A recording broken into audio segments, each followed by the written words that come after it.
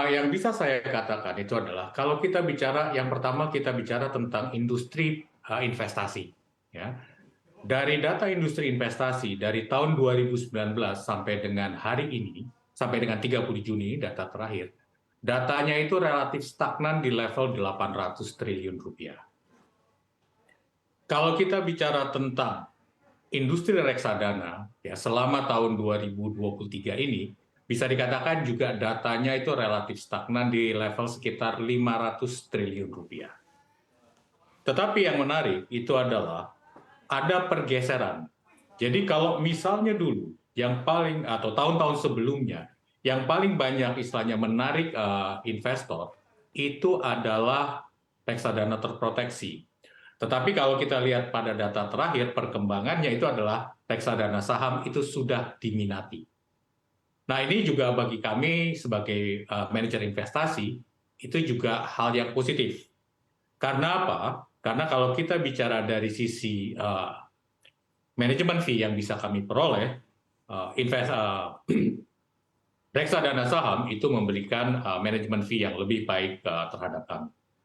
Oke, baik begitu. Tapi untuk, evaluasi kinerjanya sendiri begitu Pak, seperti apa? Karena kalau kita lihat untuk IHSG saja begitu secara year to date memang masih belum terlalu menggairahkan begitu, hanya di 0,38% saja untuk hari ini begitu secara year to date, untuk kinerja IHSG. Nah, ketika kita lihat begitu ya kepada kinerja untuk reksadana secara keseluruhan, baik reksadana saham maupun juga campuran ya, apalagi campuran begitu Pak. Apakah memang, perlu strategi tersendiri, bagi aset manajemen untuk meracik reksadana begitu ya di tengah kondisi market yang masih volatile dan masih belum terlalu bergairah, Pak?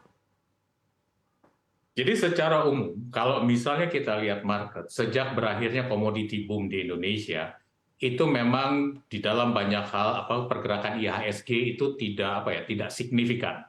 Ya, bisa dikatakan flat and volatile. Tetapi sebetulnya itu kita bisa lihat ada saham-saham yang bisa memberikan kinerja yang cukup cukup tinggi, ya, cukup tinggi dan didukung oleh rasionalitas yang kuat. Nah, dengan hal seperti ini berarti apa? Berarti kunci utama dari keberhasilan di dalam pengelolaan reksadana saham itu adalah pada pemilihan individu saham. Jadi memang kita mungkin sudah nggak bisa pakai pendekatan broad based market lagi, tapi kita harus masuk ke dalam modelnya pemilihan individu saham. Kalau di kami titik beratnya itu adalah kita coba pakai lebih banyak pendekatan yang sifatnya bottom up. Oke, baik. Berarti tadi strateginya dengan pemilihan dari individu saham begitu ya, Pak. Nah, kemudian Ya, bagaimana dengan, misalnya produk lain begitu, Pak, untuk ETF sendiri, seperti apa strategi yang dilakukan begitu untuk meracik ETF, Pak, Heri? kalau kita bicara ETF, ya dengan istilahnya struktur regulasi yang ada di Indonesia, ETF itu harus modelnya atau model pengelolaannya itu adalah full replication. Berarti apa? Berarti apa yang ada di indeks itu akan ada di dalam portfolio. Berapa bobotnya di dalam indeks itu akan sama dengan bobot yang ada di dalam portfolio. Jadi temanya kalau kita bicara ETF, ya khususnya ETF yang pasif, itu bukan berapa persen outperform, berapa besar istilahnya dia bisa memberikan hasil yang lebih baik dibandingkan dengan indeks acuan, tetapi seberapa mirip dia dengan indeks. Oke, baik. Tapi untuk demand untuk ETF sendiri begitu utamanya saat ini ya di tengah, market sekali lagi juga masih cenderung volatile, seperti apa sih, Pak Heri? Sorry, bisa diulang? Untuk demand untuk ETF sendiri seperti apa, Pak? Kalau misalnya demand ETF untuk saat ini ya dengan apa yang kami alami bisa dikatakan stagnan. Oke, cenderung stagnan begitu ya. Baik, baik. Kemudian, Ya. terakhir Pak Heri, strategi yang bisa dilakukan begitu ya tadi selain dengan, Anda menyebutkan meracik dengan memilih, saham-saham secara individual begitu ya, tapi secara umum begitu strategi investasi yang dilakukan oleh Ciptadana Asset Management sendiri bagaimana untuk mengatur portofolio di tengah kondisi, sekali lagi market begitu yang cukup volatile dan juga dinamika yang ada saat ini begitu seperti apa Pak Heri? Oke, yang pertama adalah kita bicara tentang tema investasi 2023. Ya. Tema investasi 2023 itu adalah penurunan inflasi dan harga komoditi. Kemudian juga tema inflasi yang kedua itu adalah tahun sebelum pemilu. Dan yang terakhir itu adalah recovery setelah terjadinya COVID.